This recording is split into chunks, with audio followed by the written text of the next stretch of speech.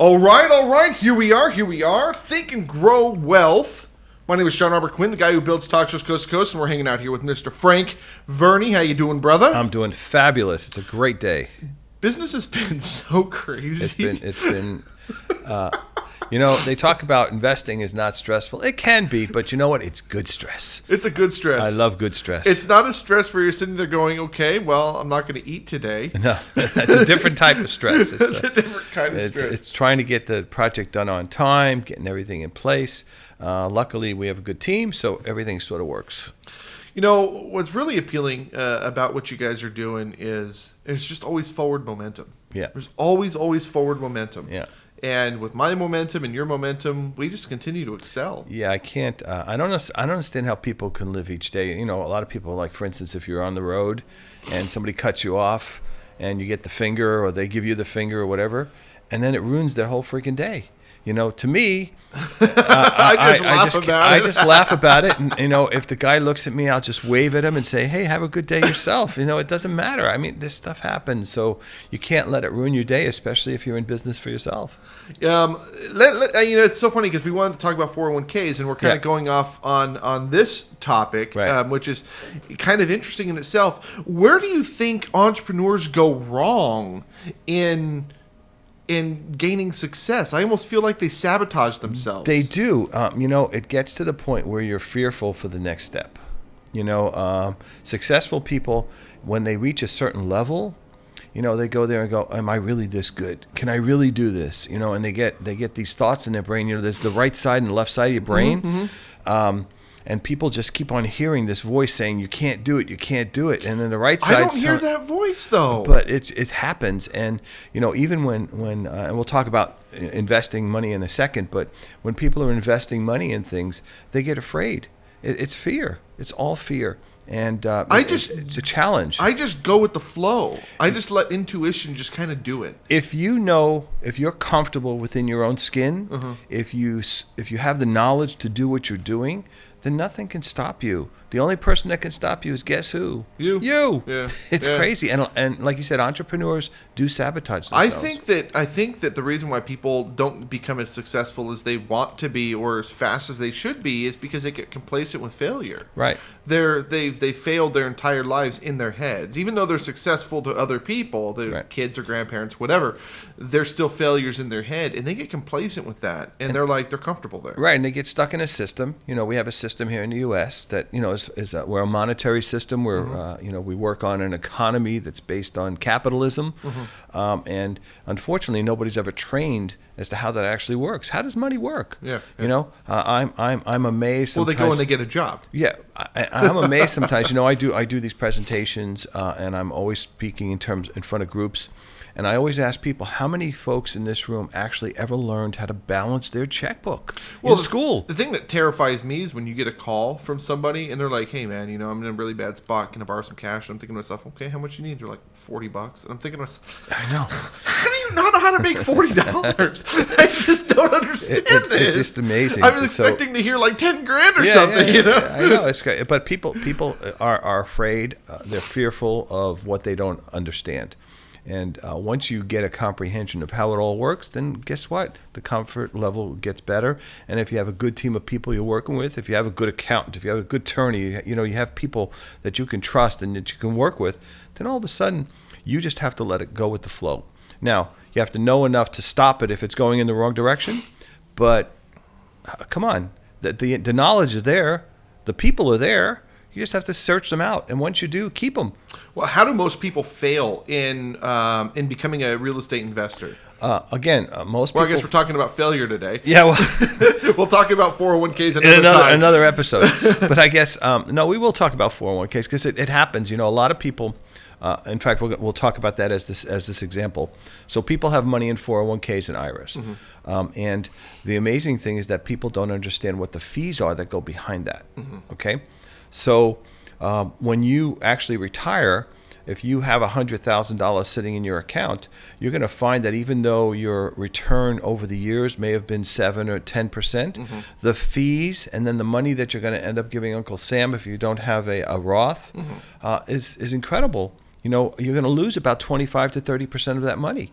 And so when I talk to people, I say, so how's your money doing for you right now in that investment?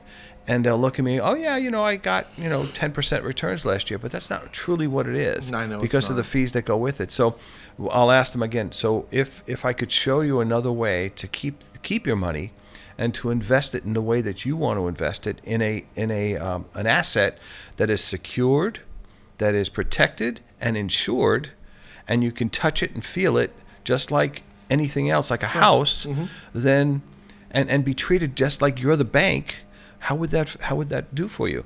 And people go, well, how do you do that? Well, the way you do that is you take this money that's sitting in your 401k or IRA or self-directed phone, or you can even have an HSA. You can have an educational program, IRA. There's lots of avenues out there, and you can then invest it in real estate. Okay, self-direct your IRA first. You have to take it from the stock market to another custodian who's then going to allow you to do what you want to do with your money. You can put the money back in the same stocks if you wish, but the thing is you want to make sure that you now have the ability to invest it the way you want to invest it. And if you could invest that in a, as I mentioned before, in an asset that is actually better than a stock, because a stock can go to zero. Correct. Okay. And they do all the time. And they do all the time. A company can go bankrupt. Okay. A home typically doesn't go to zero. No. Okay. Because even then you have insurance. Right. So in most cases, your investment in real estate is more secure than it is in the stock market. And then if you do invest it with an investor such as myself, it's protected because we're going to have a deed of trust that's going to be recorded. So you're pretty much guaranteed that you're going to get that money back. Well, let's talk about something real quick because they've got these shows. We've watched American Greed before, right? And you see all these people that are ripping people off, and people are fearful of putting their money into something that's not stocks because stocks seem like it's the way to go, right?